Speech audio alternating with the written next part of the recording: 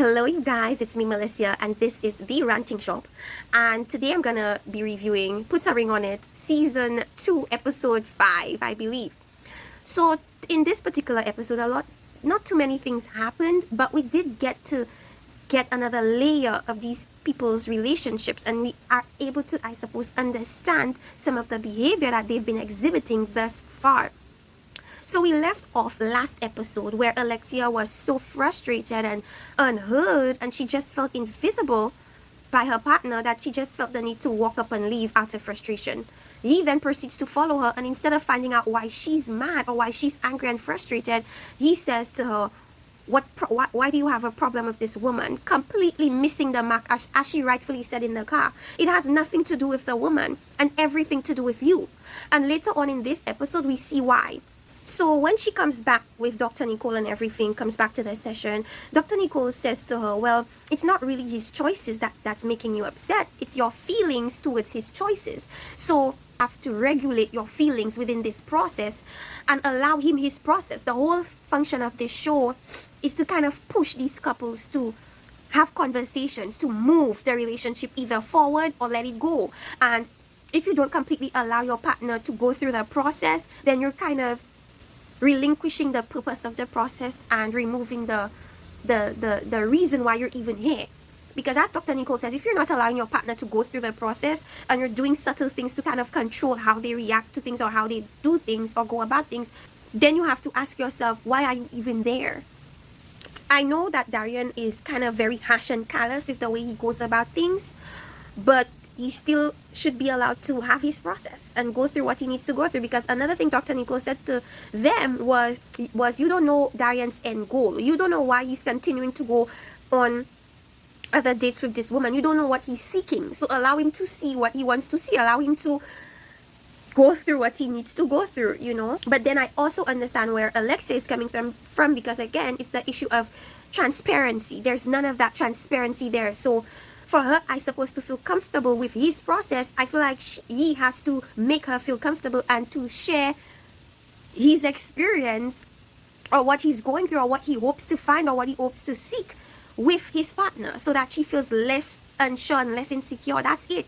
But every time there's an argument, he feels like it's because of Kai. It's because of you. You're not being transparent. You're not filling in the gaps, like they said last episode. You're not coloring the spaces so she could understand this is that is that. She's in limbo here. So they go home. They have a little bit of a disagreement. He says he wants to apologize to Alexia, but it's not even really an apology. It's more so of just an explanation as to why he does what he does or did what he did. In his mind, he's saying that he was just being honest. Okay, he was being honest, and he feels like she doesn't respect his honesty. And it's not that she doesn't respect your honesty. I feel like it's that you're very callous with her. You could be honest, but at the same time, there's a way to be honest and not disrespect your partner while being honest. Nobody's telling him not to be honest. It's just be transparent, and with your transparency, she can better understand, I suppose, why you made the decisions you made, and she could feel more confident in herself and with you. Alexia feels like the way she reacts to his choices are honest as well. They are an honest depiction of how she feels. And Darian always tells this woman that she's lying when she's honestly conveying her feelings and emotions towards him, and that baffles me. So why, when you do what you do and you're honest, she should be respectful and she should believe that you're just being honest, but for her, you're always saying that her feelings and experiences are lies? I don't understand where it's coming from. Because maybe you don't see it that way. That does not mean that her experience is a lie. It means that you just don't understand or see clearly where she's coming from. So she goes out on her basketball date, Alexia, and you know basketball is her element. That's where she excels. So it was a nice environment for her. Something was different, she said, about this particular date, and I feel like she felt more relaxed at that date.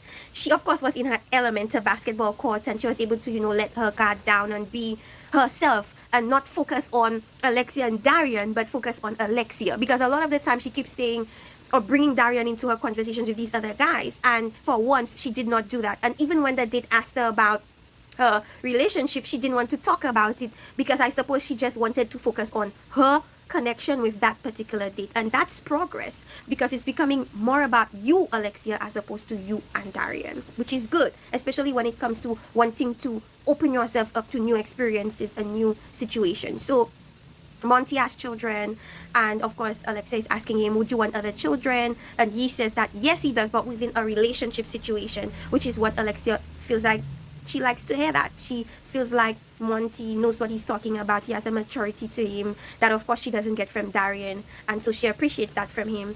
And it was a good date, I must say. I saw Alexia smile a lot and I feel like she was happy. A fun fact, Alexia says that she's 5'4", but every time I see her she seems so tall, but she keeps saying she's only 5'4". So Alexia is pretty short, or average height. Then Dr. Nicole has a little sit down with Darian, and Darian is trying to understand why he is in this place of conflict with Alexia. And he feels as if Alexia is this tough macho girl, like, and he doesn't like the toughness that she has, that exterior that she has. He doesn't like it. And I feel like he's been trying to push her to the edge to kind of force her to let that toughness down, but he's approaching it the wrong way. The way he's approaching it will only be met with her wanting to contend with what he's doing. So there would always be conflict, you know. Dr. Nicole said to him something quite profound, and that is, if you want her to let down this tough barrier that she has, you have to create a safe space for her to let it down. And you're not doing that. You haven't been doing that. In fact, you're doing the exact opposite and making her even more tough than she needs to be, because you're making her so insecure and so unsure of where she stands that she's not understanding what to do. She doesn't know how to be soft and to be, because you're not making it easy for her to do, Darian.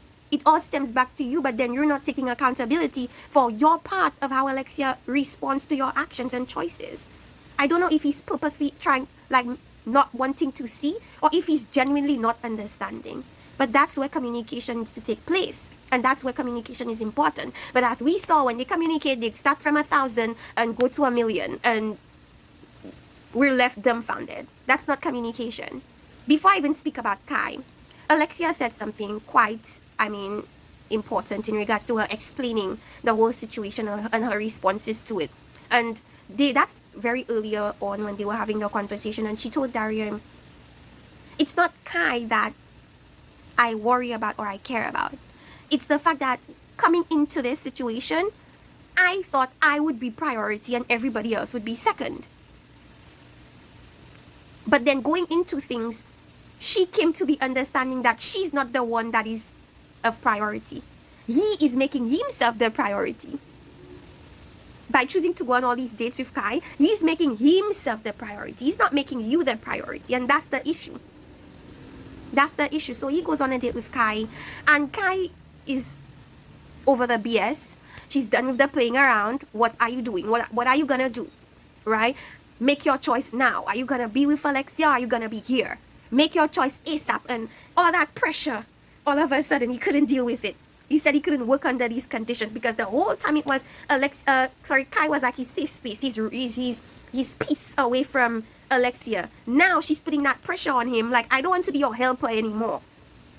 And Kai said something. She said, Darian says he's trying to respect the situation, that's not trying to respect him. I feel like Kai shouldn't. I understand that Darian has put his business out to her, but I feel like she shouldn't speak on situations she doesn't fully know about. You cannot speak on situations you don't fully know about. All you know is his perspective of things. You don't know Alexia's perspective of things. You don't even know if Darian is lying to you at this moment, but you're taking his word and running with it and acting like Alexia is supposed to be some kind of issue, when in actuality, from what we see, Darian is the problem. So for me, Kai, please don't speak about situations you know nothing about. Talk about your connection with Darian, but don't include Alexia in this. Alexia shouldn't be a part of your conversation. That's not your business. You don't know anything pertaining to that. Leave that alone. If you want Darian to focus on you, just tell him me or nothing. And that's basically what she did. She was like, hey, I'm not here to be your therapist. I'm not here to be your psychologist. I want to be with you. Do you want to be with me? Yes or no? Period. And he couldn't take that pressure. Kai was giving him that pressure. He couldn't take it. He didn't want to take it. He didn't feel like, he didn't want to be forced into that position. So they go to the lounge, you know. Alexia, of course, she liked the date and she would like to go on a second date with Monty. Darian, on the other hand, says he clearly does not want to say no to another date with Kai. He clearly does not want to say no. However, I suppose he feels like to maintain peace or to not face the repercussions, because he prefaces it by not wanting to face the repercussions of his decision of choosing Kai yet again. So he decides, because of Alexia, essentially because of Alexia's reactions, I'm not going to go on another date with Kai. That's essentially what he was saying, you know. And Dr. Nicole clocked it, and Dr. Nicole is like, Alexia is trying to control Darian's choices. And the way she does that is by saying, well, if you do A, then I'm going to react to that thing that you did. And I'm going to do what I do based on what you do. So that's kind of like a threat. You know, and that is another way of covertly controlling somebody. When you tell them, if you do this, don't be surprised if I do that, or if I do something in response to that action. But that's not healthy. And we saw that with LaRonda and Shawn, because LaRonda did that to Shawn in the very first session that they had. And Dr. Nicole checked her too. So you cannot try to control your partner, whether it be subtly or very openly. You cannot do that. You don't have control of their choices. And I feel like the quicker these couples come to the realization that they don't have control over their partner's choices, whether you threaten them, whatever the case may be, you don't have control over them. And the quicker they come to that conclusion, the better for them. Then Dr. Nicole is like, okay, you guys are going to go on dates together. You, Alexia, are going to go on a date with Darian. Darian was okay with it. Alexia was not feeling that. She did not want to go on any date with Darian. So she declined. She said, I don't want to do it. And that's where we left Alexia and Darian. I'm going to do LaRonda and Shawn. I wrote the list about them because we didn't see too much of LaRonda in this episode. So he said that, you know, he's learning. They were in the car, of course, about to leave and stuff. He said that he's learning to trust himself, you know. And according to LaRonda, well, LaRonda stated it first, Shawn has not always been faithful. Shawn has been a cheater before, and he has cheated on his previous partners. He's not cheated on LaRonda, but he has cheated on his previous partners. So essentially, he is afraid to go down that route with LaRonda. That is why he always mentions, oh, this is the fire. I don't want to get burned by the fire. I don't want to get into sticky situations. It's because he knows that in his nature, he's a cheater. He knows he's a cheater. He's cheated before multiple times. And I feel like he does not want to do it again. So by avoiding situations where he could cheat, he prevents himself from cheating. But as I said before, that is not going to prevent him from cheating in the long run. It's only going to stall it.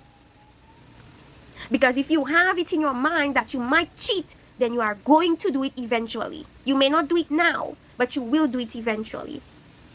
But another crucial thing is that we're starting to see a bit of LaRonda's bothered side. We saw a lot of botheration coming from LaRonda. Previous episodes, we were like, she's acting like she's calm, cool, and collective, like nothing he does phases her. But in this episode, she looked very bothered and very pressed that he decided to go on another date with Brittany.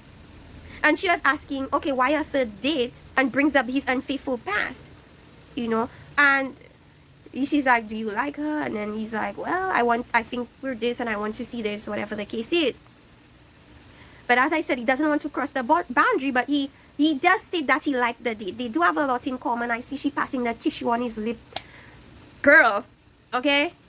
And when they came to the deliberation period, and I don't know why people like to misinterpret things that way. Shawn never stated that he liked this girl. Shawn stated that he loved what she said. He liked that she's funny. He never outwardly said, I like you. She said she liked him. She said and admitted to liking him. I think that was a mistake on her part, considering it's been only 3 dates. And he's in a situation, it's kind of sticky to play your hand in this type of situation, because it's like the person is committed to another person. So you cannot expect him to tell you I like you too when he has a woman at home. He didn't say he liked her back, but she said that that is what he wants to say. And I don't know, I'm not in Shawn's brain. And when they were on the, you know, in the meeting, Dr. Nicole, he mentions that he appreciated the fact that she missed her bus to come and have a date with him, and he wanted kind of like to pay her back by driving her to where she needed to go, or to visiting her, or to going to her show to support her. And I understood where Shawn was coming from. It was kind of just like he feels like she did something big, or she sacrificed something big just for their date, and he understood and appreciated that and just wanted to show his appreciation by. I didn't see that as disrespectful. I didn't see it as crossing boundaries. I didn't see it as doing too much. I saw it as he just wanted to reciprocate what he felt she showed him. Loranda did not appreciate that. Loranda was like, she doesn't see it making any sense that you would go drop her in Florida. Okay, so Loranda was not featuring that. Loranda says it sounds silly to do all of that, and I suppose especially for somebody you've only been on 3 dates for, she sees it as too much of a grand gesture, you know, for just a 3rd date. She feels disrespected and feels that his focus should be on her. And we get a little more insight into their relationship, as she says that Shawn is someone that cares a lot about how outside parties feel and making sure they're okay, making sure they're all right. And whilst he's doing that, she is suffering within the relationship because she's not getting that same appreciation from him, you know. So I feel like that's why she feels disrespected, because it's like, this is not even your longtime friend. This is a 3rd date, and you're already wanting to do this grand gesture of going to her show in Florida. That was a bit much for her. You know, she felt disrespected, considering you should be working on our stuff, not looking at how you could repay this woman for doing something that she chose to do. You understand? And Dr. Nicole brought up boundaries. You guys should set clear boundaries, and those boundaries should guide you into what you should and should not be doing within that relationship. Okay, Shawn says he will not like to go out on another date with Brittany. And I feel like the reason why he said he didn't want to go on another date was because of fear. Fear of what Loranda would do or how Loranda would react. Not because he did not want to go or did not feel her or wasn't interested in her. It was because of Loranda. So you see, the same way we like to say that Loranda didn't go on another date with Sir James because of Shawn, Shawn also did not go on another date with Brittany because of Loranda. So it is not a one-sided thing. They both do this type of manipulation to each other. Shawn does it with all the tantrums that he throws. Loranda does it when she kind of, you know, subtly says certain things and maybe overtly shares with him how she feels. He feels now obligated to follow her instead of following his heart, and she does the same with him. So it's a reciprocal thing. So anyways, that was that. Not much to say about their situation. We didn't see much of Loranda, but Loranda looked very much irritated this episode. She didn't look like her happy, content self. She looked particularly irritated, a little bit annoyed this particular episode, probably because of Shawn wanting to go on another date with Brittany. And she says she feels much better that he decided not to go on another date with Brittany. So remember, in the beginning it was all about, oh well, if you're feeling her, go on another date with her. Go, why not go on another date? But now that he's going on another date with the same person, it's a problem. So it's like, you do what you want within these bounds, within these boundaries, within these stipulations, but that's not giving your partner full freedom. It's like when you hold a dog and you go outside to walk a dog on a leash, it's like it could go as far as you let it go. But the moment it bites the rope and runs off, that's it. And I feel like that's how Loranda is with Shawn. And I feel like it's unfair to both of them for them to keep each other in cages like this, considering this process is about exploring our options. But we're going to see how that works out with them later on. Let's go to our final couple, Jessica and Eric. Jessica and Eric, we get a little more into their relationship. We learn that, okay, first, let's talk about Jessica and her date with Shawn. They go tequila, she said tequila tasting. They go to have some tequila shots. They talk a little bit about their backgrounds. He says he has 2 children, 2 girls. And this is the first time that we heard Jessica speak about children, because I feel like we all assumed she had none. But Jessica also has 2 girls, a 12-year-old and an 8-year-old. So she has big children. They're not little babies, they're grown children. Almost teenagers. Well, one is almost a teenager. So they both have 2 girls, so they bond on that. And he was talking about, you know, her being the priority if they were to be in a relationship. And that just speaks to the fact that Jessica does not feel like she's prioritized in the relationship that she's currently in. I feel like she doesn't feel like she's a prize. She doesn't feel like she's appreciated in the relationship that she's in. And then later on, as they speak to Dr. Nicole, we will understand why that is. So Dr. Nicole comes in, and come to find out that Jessica and Shawn Eric had split up at some point. And it was because Jessica felt as if Eric was putting all his frustrations and anger that he was having within his career, or lack thereof, on her. And it all stems back to that last episode when he was saying, oh, when I tell her my problems, it's like she doesn't give me anything new. She gives me things I already think about. That just goes back to that. That is his own frustrations, putting his own frustrations out on Jessica, which is not fair to her, because to Jessica's point, she's only trying to be there as much as she can understand from what you communicate to her. She's only trying to be there as a partner to help him, but he doesn't see it that way, so it has not been good enough. Come to find out they had split because of that issue that they were having of she feeling unappreciated and he feeling like, I suppose, she wasn't really able to help him as far as his career was concerned, as far as his frustrations, his depression, and all of that is concerned. But at the end of the day, you, Eric, need to work on your problems on your own. You cannot throw that on Jessica, and if you feel she's unable to do what you think she needs to do, you're tossing her to the side. That's not fair to her. And she felt neglected, so they split up. They split up for, I believe, 1 year, and he mentioned that she said she asked him, are you happy? And he said no. So she broke up with him, because she was like, if I'm not making you happy, then what's the point? I suppose what he wanted her to do was to stay and to figure out, or to try her hardest to make him happy, but it doesn't work that way.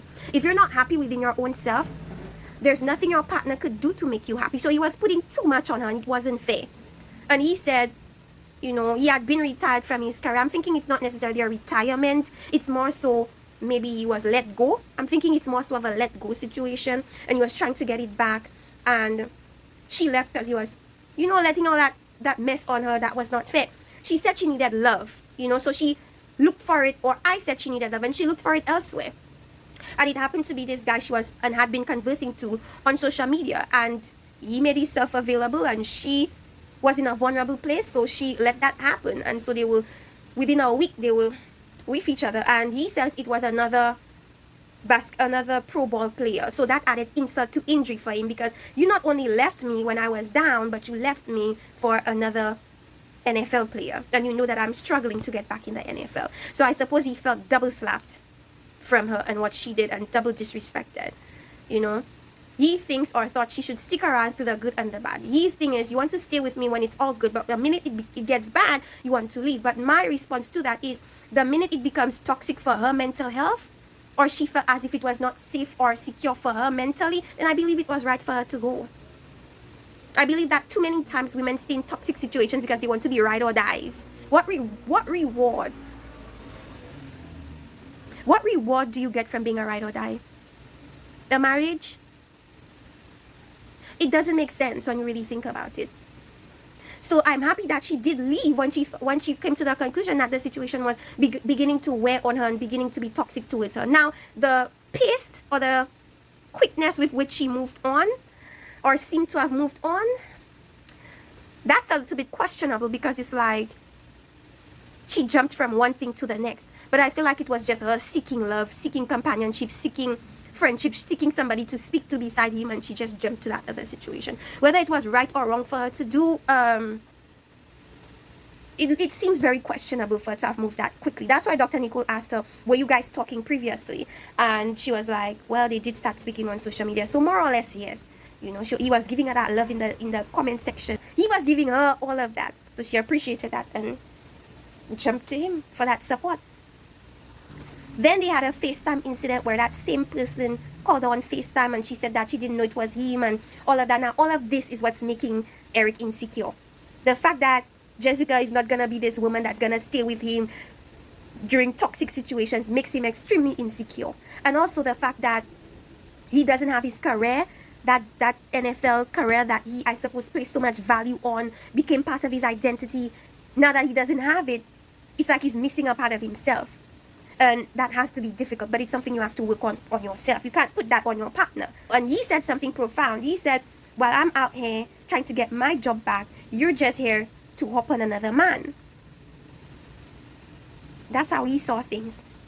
That's to show you he didn't try to empathize with her and see it from her point of view.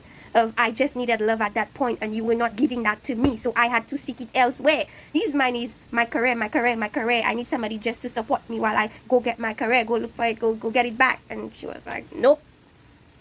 But they came back together, and but we understand more so why Eric is as insecure as he is. And we clocked his insecurity from the very beginning.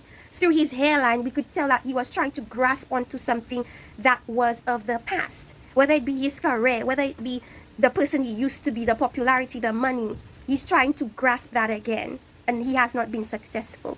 You know, and he just wished he was there for him. But just like, I want none of that. And I don't fault her for it.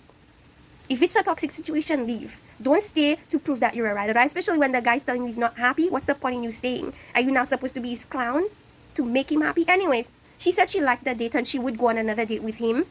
And the other date is Shawn. And he felt fine with that. He was like, okay, go through your process. Because he's like, as long as we have the same goal and we meet at the same point, then it's okay. And that's awesome. And we're starting to see these couples really unravel. And I think that's something just amazing to just watch. How at first we saw things from just a very shallow perspective, and now we're starting to see deeper into the workings or the issues within their situation. Anyways, you guys, that's it for my review of Putaringonit Season 2, Episode 5. Let me know what you think in the comment section. Be sure to like and subscribe, you guys. Love you all. Bye-bye. Have a nice day.